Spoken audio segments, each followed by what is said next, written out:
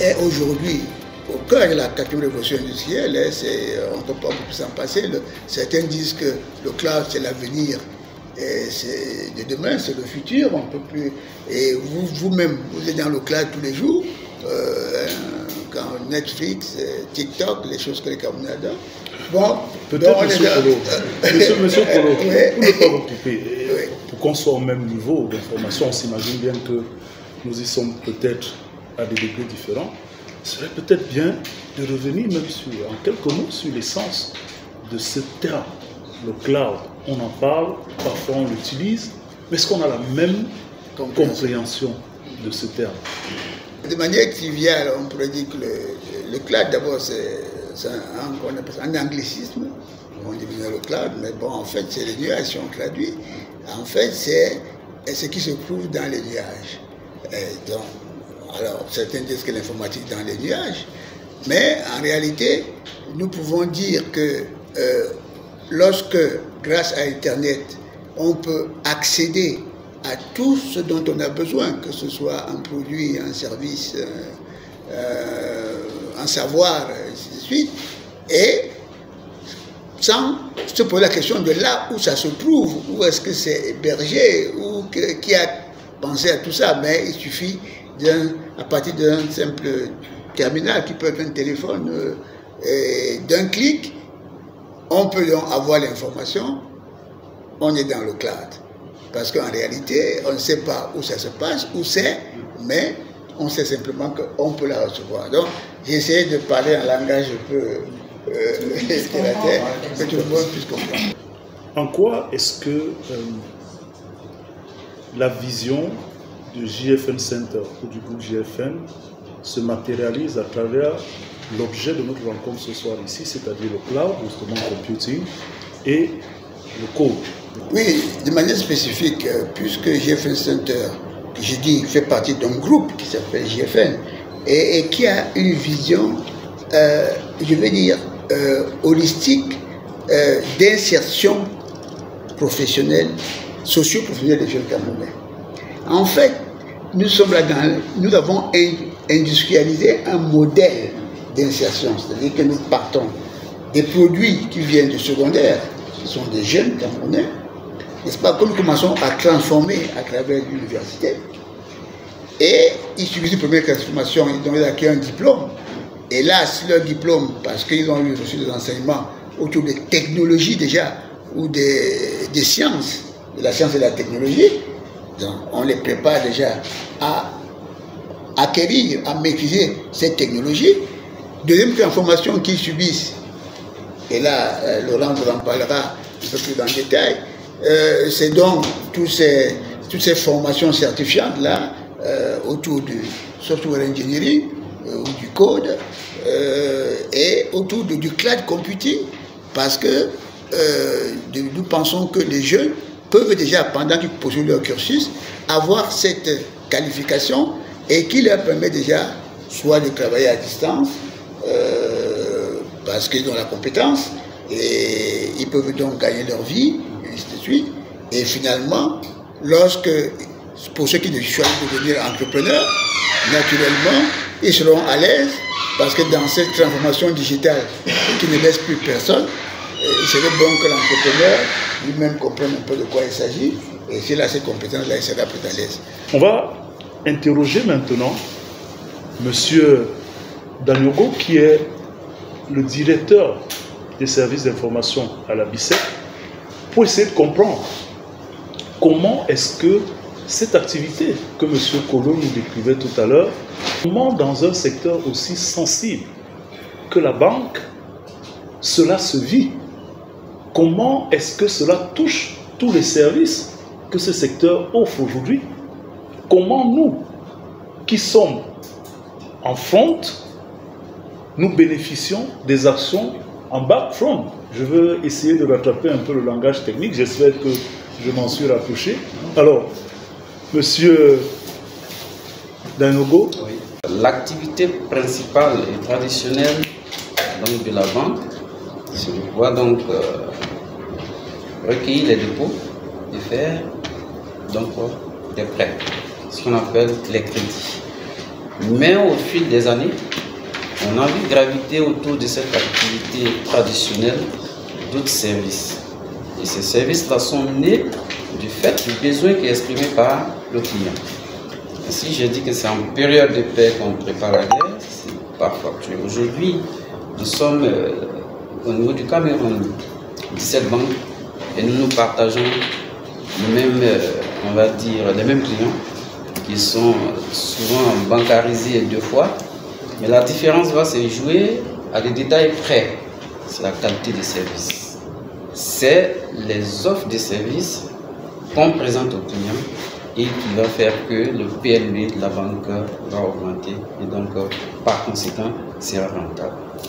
Partant de ce principe, aujourd'hui on a pas mal de services mais qui sont basés sur le cloud qui est le thème du jour. L'anecdote que j'allais donc citer ici, c'est un monsieur qui chaque fois quand il passait en fait un carrefour, il avait un mendiant qui lui tendait la main à chaque fois. Et finalement, comme il en avait marre, un jour il s'est dit, ben, je vais avoir ce mendiant aujourd'hui. Et quand il est venu, il a tout simplement dit au mendiant, je n'avais pas de jetons, je n'avais pas de monnaie à vous remettre. Et le mendiant qui lui demande, est-ce que vous avez en fait une carte bancaire? Il lui a dit, bien évidemment, j'ai une carte bancaire. Et ce qu'il a fait, ça va peut-être vous surprendre. Il a sorti tout simplement une TPE et il a attendu au monsieur de mettre sa carte et de faire la TPE. Bon, c'est vous dire qu'en fait, aujourd'hui, la banque est bien obligée de s'adapter aux besoins du client. Et comme le mendiant, il a eu le flair, la curiosité, il s'est dit, ben tiens, mais je ne vais pas me laisser avoir et je vais me mettre à l'air du temps. Ce qui a fait qu'il a pensé effectivement à avoir un TPE sur lui au cas où il n'y aurait pas de monnaie, il allait avoir le moyen de se faire payer. Donc ça résume en fait en quelques phrases, en un schéma, effectivement ce qui pourrait être les avantages effectivement donc, du cloud. Quand on parle de choses de jeunesse, quand on parle de potentiel en Afrique, on sait que le potentiel de Eagle Consulting, dont vous assurez la direction exécutive, est surtout d'aider à cette transformation, à donner un peu de compétences à ce capital humain dans le domaine de cloud consulting. Mais on peut se poser de façon triviale la question de savoir comment cela se matérialise quand on sait que ça n'est toujours pas la chose la plus facile sur notre continent. Comment est-ce que vous y parvenez? Il y a 27 millions de développeurs dans le monde. Je parle juste de ce métier-là. Ouais. Développeurs d'applications, web, etc. En Afrique, il y en a 720 000. Sur les 27 millions. Sur les 27 millions. Même pas un million. On va comparer à un pays, l'Allemagne. Comme ça. On a 900 000. C'est-à-dire plus qu'en Afrique. C'est-à-dire plus qu'en Afrique. 54 États. Ouais. Non, mais il faut en avoir conscience de ça. Tout à fait. Et aujourd'hui, cette jeunesse doit se propulser vers les formations dans les nouvelles technologies. De plus que le marché est ultra tendu. Tout à fait. Des jobs, il y en a, il n'y a qu'à se baisser. Et là, je rigole vraiment pas. Donc, en plus d'Eagle Consulting, et tu fais très bien d'en parler, qui a vocation à développer des projets de transformation digitale, mais aussi à aider des projets internationaux ou locaux avec des équipes d'Eagle pour pouvoir développer des applications. Au-delà d'Eagle, moi je ne vais pas pouvoir avoir une société de 3000 Camerounais qui va... Non. Mais le but, et là je reviens à JFN, le but c'est de créer un hub en Afrique centrale, au Cameroun. Je dis Afrique centrale parce que JFN est déjà déployé au Gabon, l'université.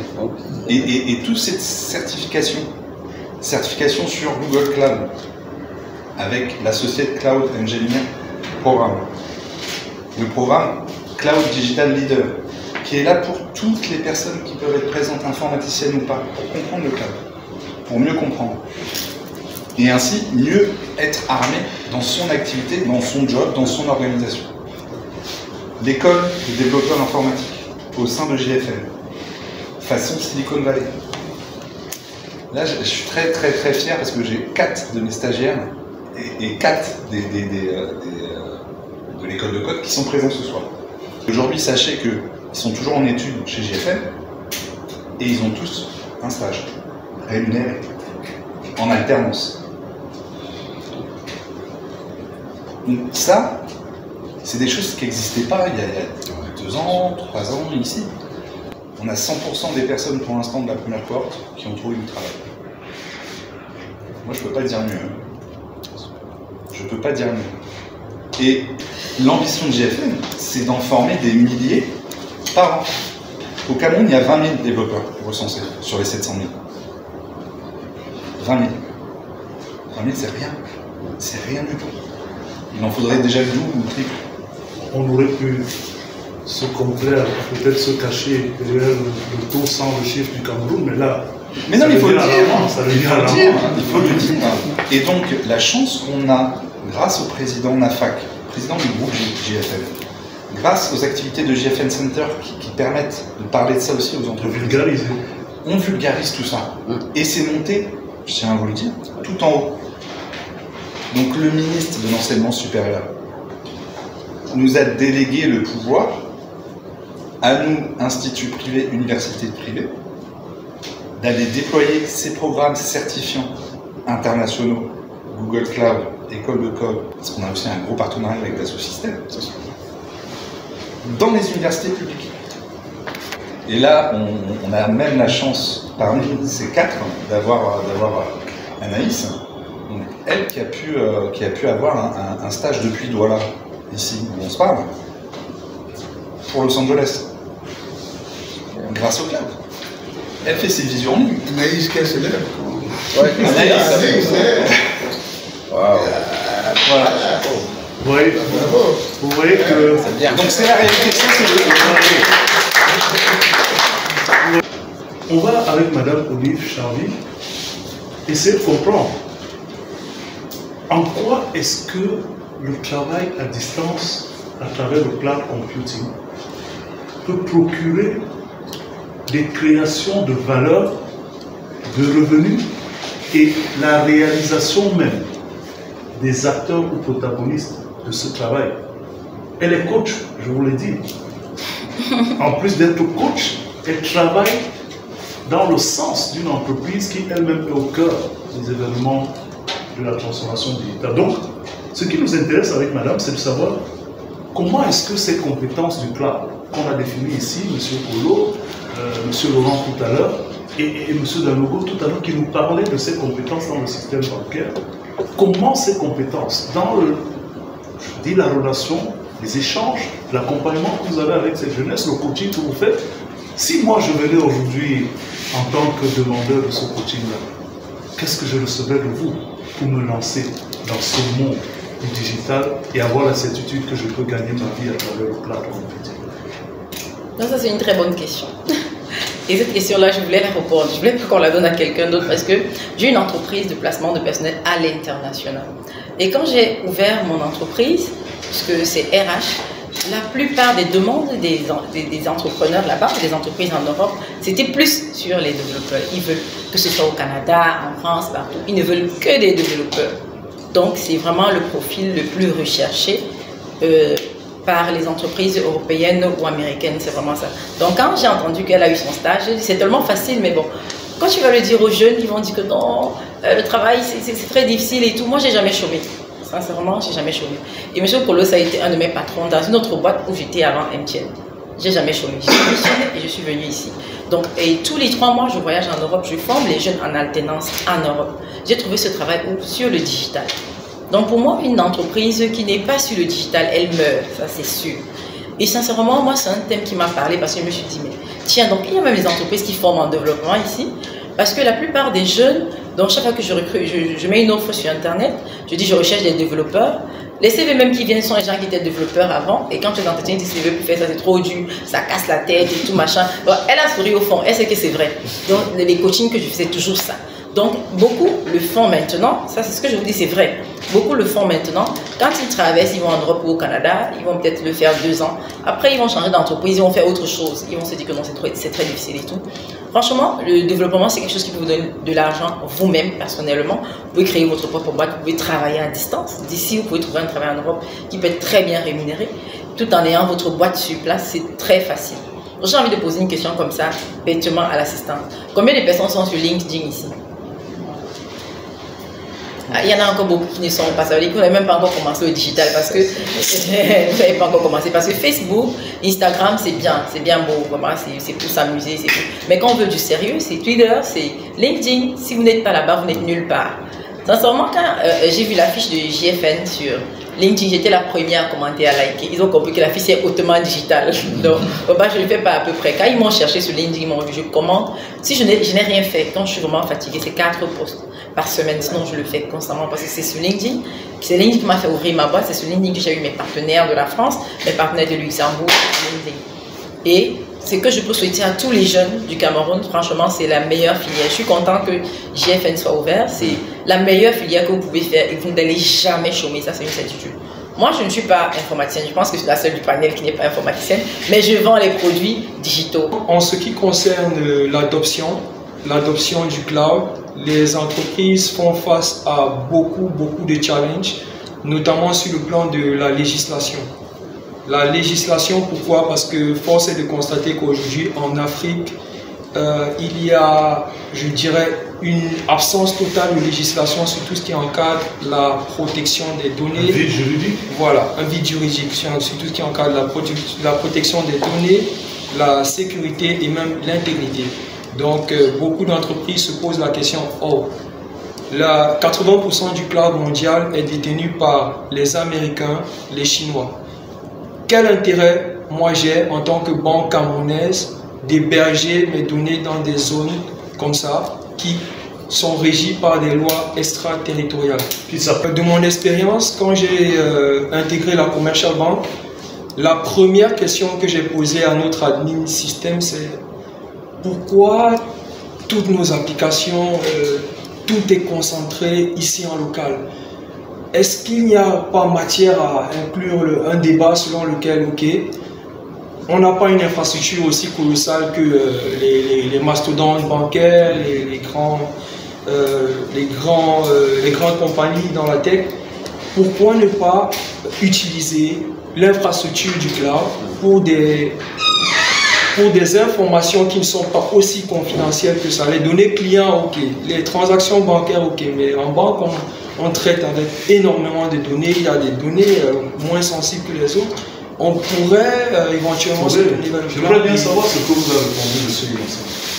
Elle m'a dit non, c'est pas possible. La connectivité, la législation et surtout la sécurité.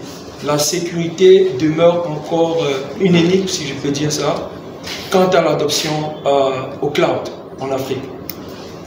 Plus vous serez nombreux sur le marché à être compétents, à être des développeurs, plus les PME pourront faire appel à vous, soit en tant que vous recrutez parce que vous pourrez faire du développement à l'intérieur de l'entreprise, ou alors vous installer comme auto-entrepreneur et proposer vos services à des coûts abordables. Donc il faudra aussi voir que les opportunités ne sont pas toujours à l'extérieur. Peuvent être locales. Peuvent être locales et elles sont même peut-être plus locales qu'à l'extérieur.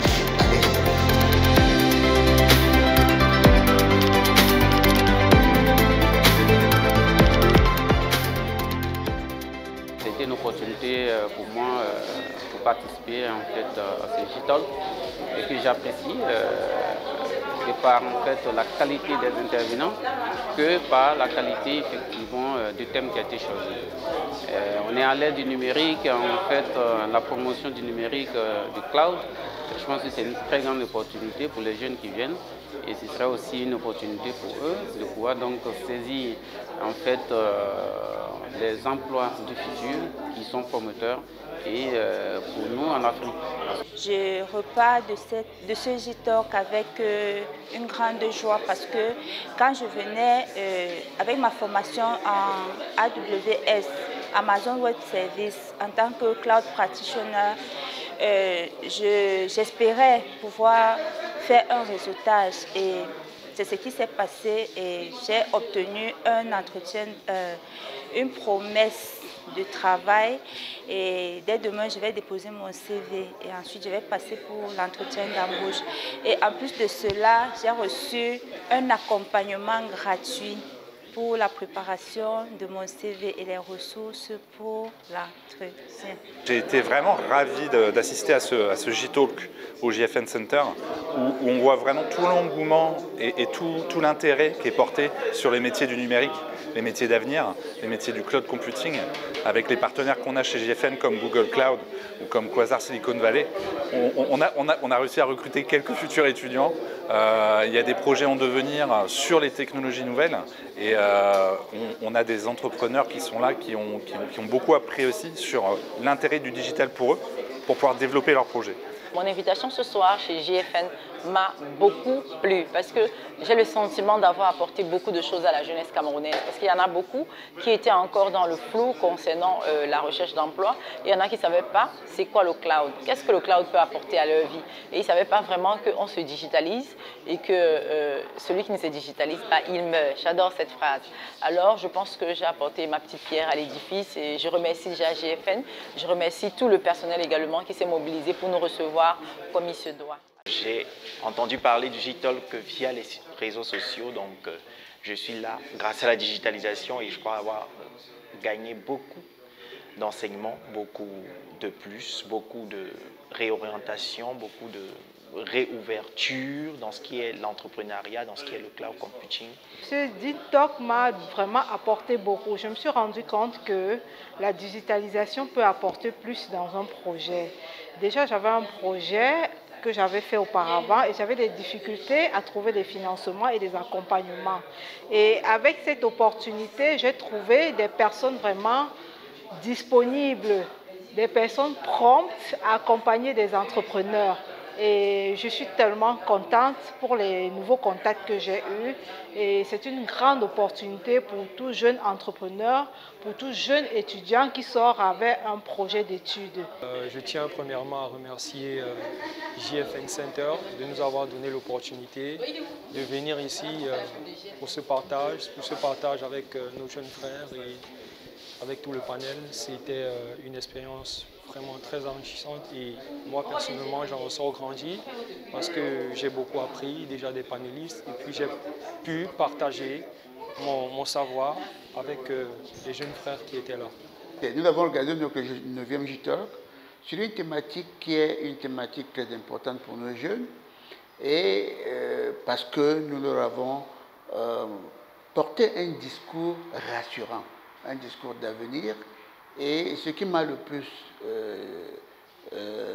satisfait, c'est que nous avons pu mettre en relation des hauts cadres d'entreprises, et certains sont des coachs et des entrepreneurs, avec des jeunes qui ont trouvé des réponses à leurs préoccupations. Ma principale satisfaction, c'est que voilà un produit que nous avons pensé, et que nous pensions qu'il rencontrerait quelques difficultés à impacter l'écosystème local. Mais nous nous rendons compte à chaque édition que l'engouement grandit, n'est-ce pas, par rapport à cette formule de débat libre, ouvert sur les sujets qui font l'actualité, et que cet échange-là nourrit tous ceux qui y participent, aussi bien les panélistes que les participants, et chacun en sort vraiment enrichi à travers ces échanges, à travers ces retours d'expérience, à travers ces partages de connaissances, de savoir qui se déroulent tout au long de la soirée. Cerise sur le gâteau, nos propres étudiants, nos jeunes, de JFN University ont été là présents et ça nous a fait donner du baume au cœur de voir, de faire des témoignages de ce qu'ils ont appris et de ce que ça leur a apporté à travers, n'est-ce pas, les formations du cloud et du code. Et aujourd'hui, nous avons reçu des personnes comme le DSI de Abisec, les personnes dans les entreprises, du secteur des entreprises de télécom.